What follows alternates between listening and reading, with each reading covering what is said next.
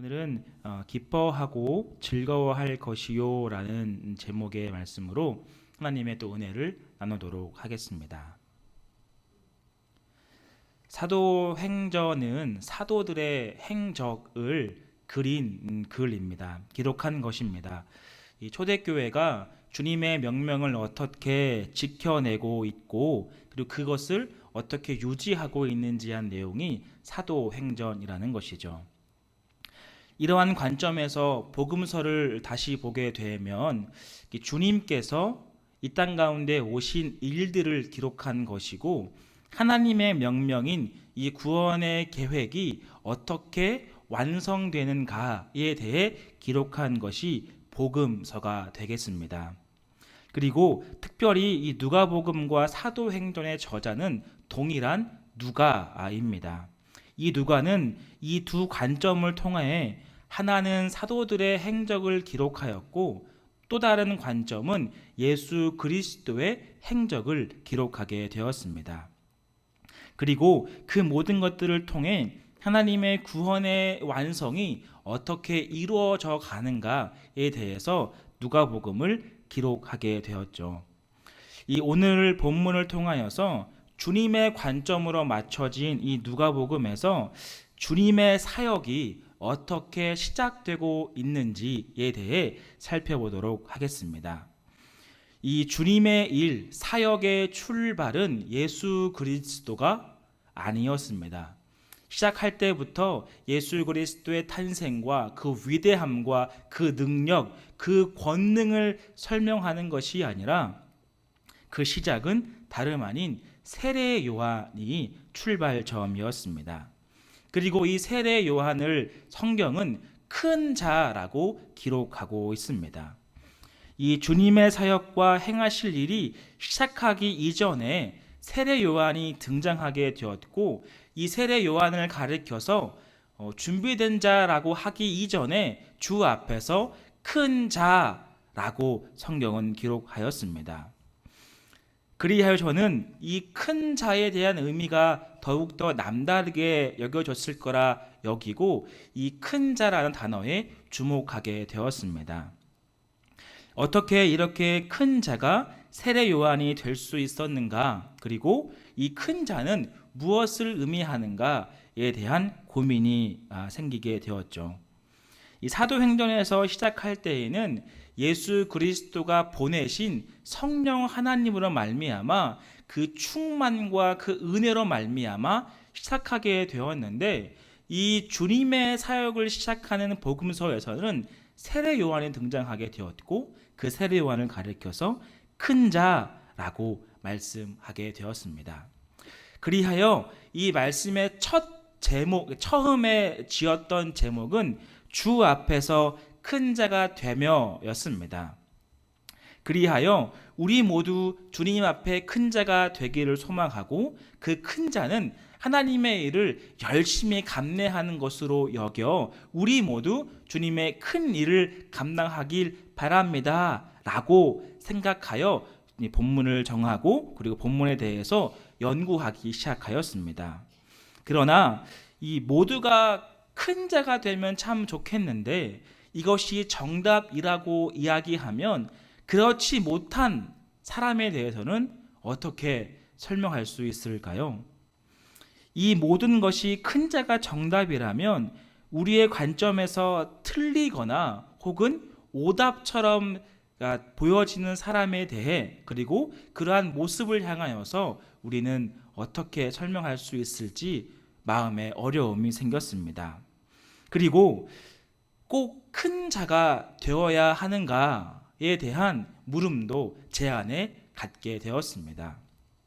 주님 앞에 사용되는 것이 참 감사하고 고맙고 이루 말할 수 없는데 꼭 큰 자가 되어야 하는가에 대한 물음과 고민 속에서 다시 본문을 준비하게 되었고 다시 한번 이 본문 살펴보게 되었습니다. 그리하여 그러던 중에 성경에서는 이 큰 자라고 여겨지는 것을 주목하기보다 다른 것을 더욱더 강조하고 있었는데요. 그것은 오늘 새롭게 정해진 본문의 제목처럼 기뻐하고 즐거워할 것이요 라는 것이었습니다. 오늘 본문을 통하여서 왜 기뻐하고 또 왜 즐거워할 수 있는지에 대해서 간단하게 살펴보도록 하겠습니다. 먼저는 어떤 이유에 있어서 즐거워하고 기뻐할 수 있을까요? 1차적으로는 요한이 이 땅 가운데 나타났기 때문에 기뻐하고 즐거워할 수 있다라고 성경은 말씀하고 있습니다. 13절의 말씀에 보면 천사는 사가랴에게 나타나서 처음 하신 이 말씀이 무서워하지 말라라고 이야기하며 너의 간구함을 들었다라고 성경은 말씀하고 있습니다. 이 사가랴는 누구냐 하면 이 앞절에 보면 8절 말씀을 통해서 알 수 있듯이 그의 반열의 순서대로 하나님 앞에서 제사의 직분을 감당하는 제사의 직분을 감당하는 사람이었습니다. 그리고 이 사람은 그 열심과 성실을 다하여서 하나님의 일들을 감당하게 되었죠. 이 사가랴와 엘리사벳은 이 아이를 가지지 못하게 되었는데요. 늘 간구하고 늘 간구하였지만 그 응답이 더디게 느껴졌고 어쩌면 포기하고 있을지도 모르는 상황이었습니다. 구약 시대의 전통에 따르게 되어지면 이 아이에 관련해서는 오직 하나님께 속한 것이기 때문에 사람들로 하여금 수군거릴 수도 있었고 이들도 하여금 하나님에 대해서 마음이 어려웠을 수도 있었을 것입니다. 하지만 상황과 상관없이 하나님 앞에서 묵묵하게 성실하게 이 직분을 감당하고 있었죠. 그러할 때에 그 시간이 언제인지는 모르지만 주님께서 천사를 통하여서 이 사가랴에게 응답하게 되었습니다. 그랬을 때 처음 말씀했던 것은 앞서 언급했던 것처럼 무서워하지 말라였습니다. 이 다른 말로 보게 되어지면 두려워하지 말라라고 이해할 수 있는데요. 이 천사가 어떤 이유에서 사가랴에게 처음 나타났을 때 두려워하지 말라, 무서워하지 말라라고 하였을까요? 그 첫 번째 반응은 하나님의 천사를 만나게 되면 모든 사람은 두려움과 그 경외함에 대해서 무서워하게 됩니다. 그 영광과 그 능력과 그 권능을 바로 볼 수 없기 때문이죠. 이 천사를 보게 될 때 그 첫 감정은 두려운 것이었고 예수 그리스도의 탄생을 처음 소개받았던 동방의 박사들도 이 천사가 나타났을 때 두려워하였다라고 누가복음 2장 9절에서 말씀하고 있습니다. 이 두 번째 이유는 보게 되어지면 이 두려워하지 말라, 무서워하지 말라 다음에 언급되는 것이 너의 간구함이라는 것입니다. 이것을 종합해 보면 너가 지금까지 간구했던 것 내가 지금 응답해 주겠으니 두려워하지 말라라고 이해할 수 있는 것이죠. 지금까지 계속적으로 간구하였고 이제는 응답되지 않을 것처럼 보였던 아들, 자식에 대하여서 이제는 나이가 많아요 안 됩니다라고 고백하는 이 사가랴에게 미리 처음부터 두려워하지 말고 무서워하지 말고 너의 간구함이 응답되고 이룰 것이니 두려워하지 말라라고 사가랴에게 말씀하고 있는 것입니다. 이 두려워하지 말라, 무서워하지 말라는 무엇에 관련하여서 말씀을 하였다고요? 너의 간구함에 대해서 두려워하지 말고 무서워하지 말라라고 말씀했다라는 것입니다. 그리고 이 천사는 이 사가랴에게 이 아내인 엘리사벳이 아들을 낳을 것인데 그의 이름을 요한이라라고 말해라라고 이야기하였습니다.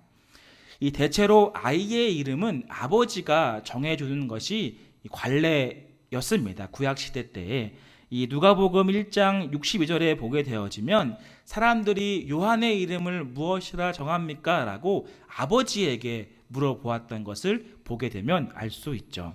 그럴 때에 이 요한이라라고 이야기하기 전 하나님께서 이 아버지가 아들의 이름을 짓지 못하고 하나님이 이 아이를 향하여서 이는 요한이라 라고 지게 되었던 것입니다. 이것은 또 독특한 것인데요. 하나님께서 친히 이름을 언급하여 그렇게 지을게 했다라고 하는 것은 하나님의 일을 수행하는 일에 있어서 굉장히 쓰임 받는 사람으로 사용하려고 그 이름을 두신 것입니다. 이 아브라함의 아들 이삭을 지을 때에도 하나님이 그의 아들의 이름을 이삭이라라고 이야기를 했고, 그리고 그 이삭을 통하여서 아브라함의 언약이 이어질 것이다라고 말씀하였습니다. 이처럼 이 하나님께서 이름을 정해주시는 것은 매우 독특한 표현이며 하나님의 영광을 위해 이 땅에 보냄을 받은 사람에 한해서 그 이름을 주어지게 되는 것입니다. 이 요한의 이름은 여호와는 은혜롭다라는 뜻을 갖고 있는데요. 히브리어로는 요하난이라고 불려지며 중요한 것, 이 이름이 하나님 앞에서 주 앞에서 큰 자가 되겠다라고 성경은 말씀하고 있었습니다. 잠깐 언급하였지만 이 주 앞에서 큰 자가 되는 것이 무엇일까요? 어떠한 것이 큰 자가 되는 것이고 어떠한 것이 주님 앞에 이루어져 가는 것일까요?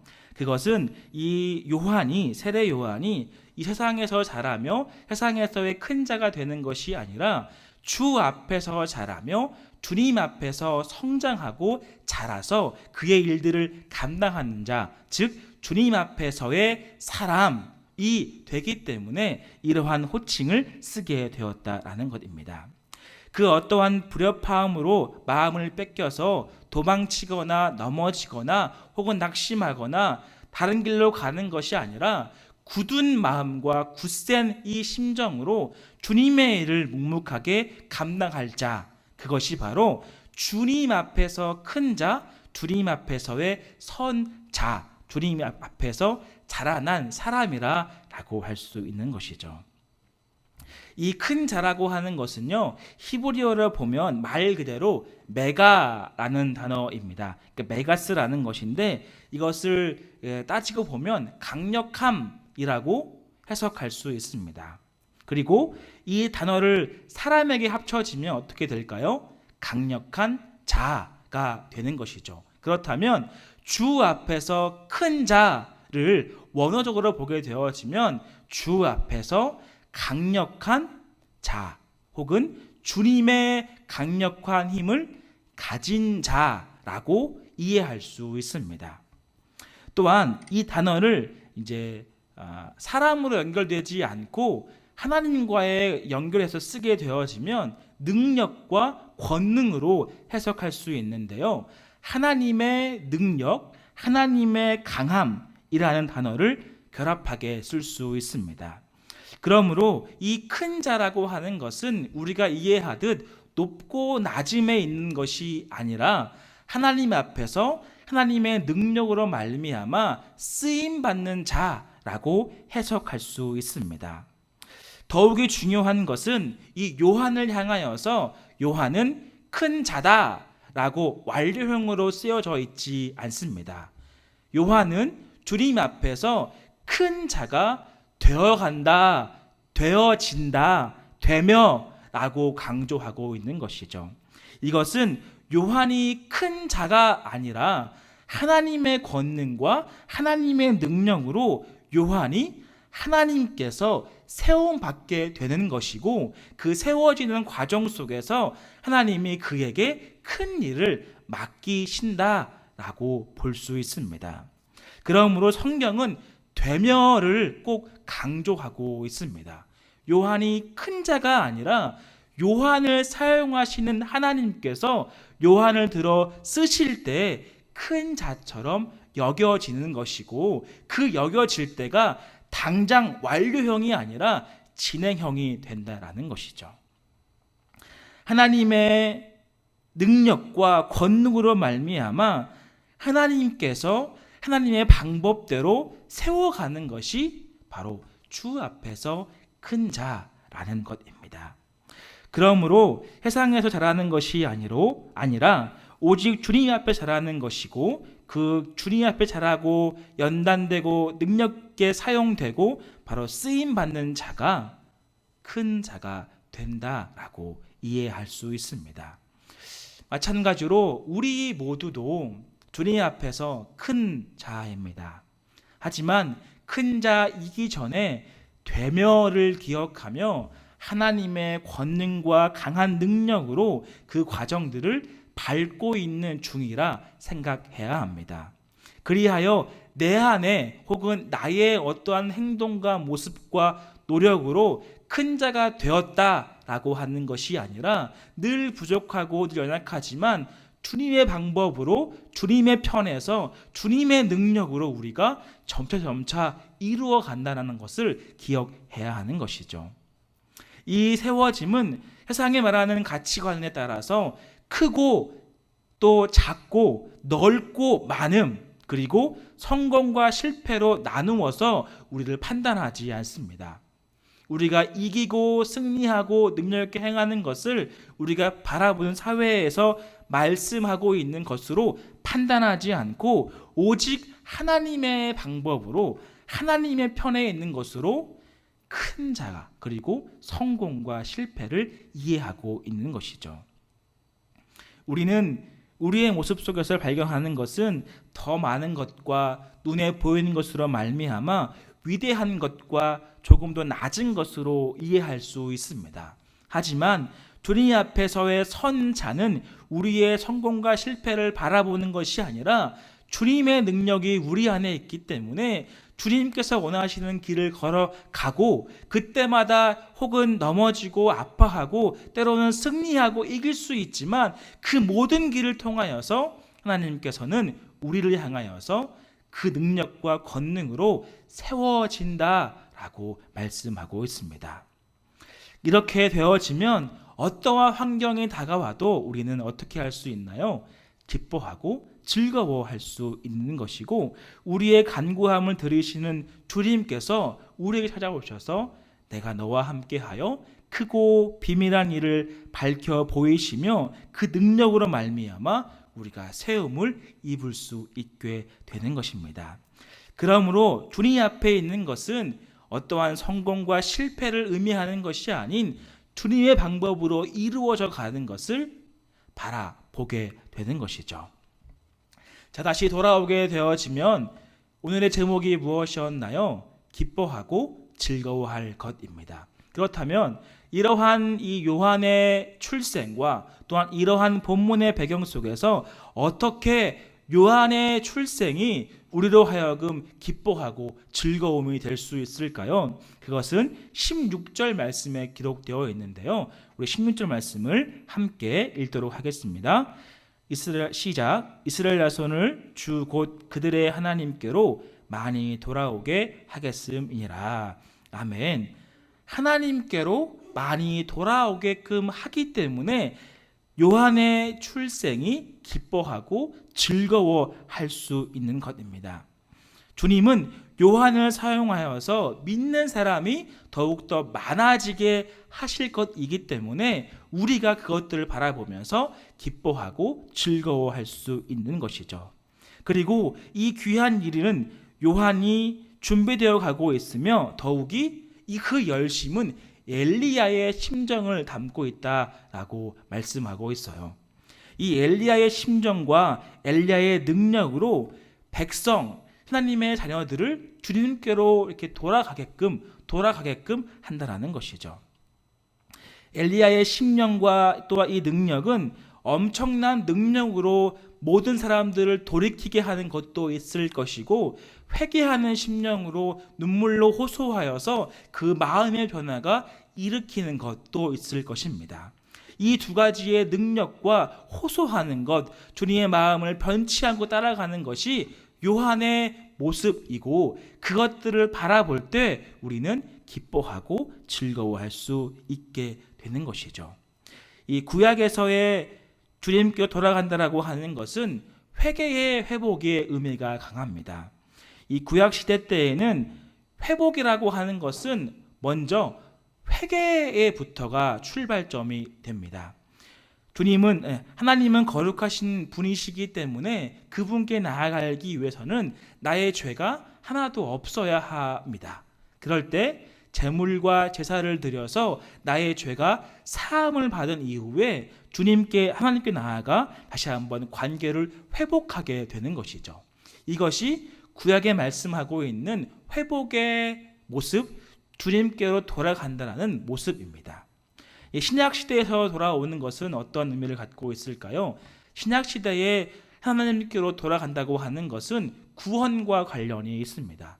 구약은 회개에 관련이 있다고 하면 신약 시대에서는 이 구원에 관련이 있는 것이죠. 동일한 것인데 여전히 마찬가지로 거룩한 하나님께 나아가기 위해서는 우리의 죄악으로는 갈 수가 없는 것이죠. 그리고 그 제물과 제사를 더 이상 드릴 수 없습니다. 어떻게 되나요? 예수 그리스도를 믿음으로 그 보혈의 능력으로 그 십자가의 사건으로 말미암아 우리의 죄가 사함을 받고 하나님과의 관계가 회복되는 것이죠. 이 두 가지가 다를 수 있겠지만 동일한 것은 하나님과의 관계가 회복되는 것이고, 돌아간다는 의미는 죄가 사함을 받고 주님과의 관계가 기쁘게 된다는 것입니다. 이제 이러한 것들을 누가 할 수 있는 것인가요?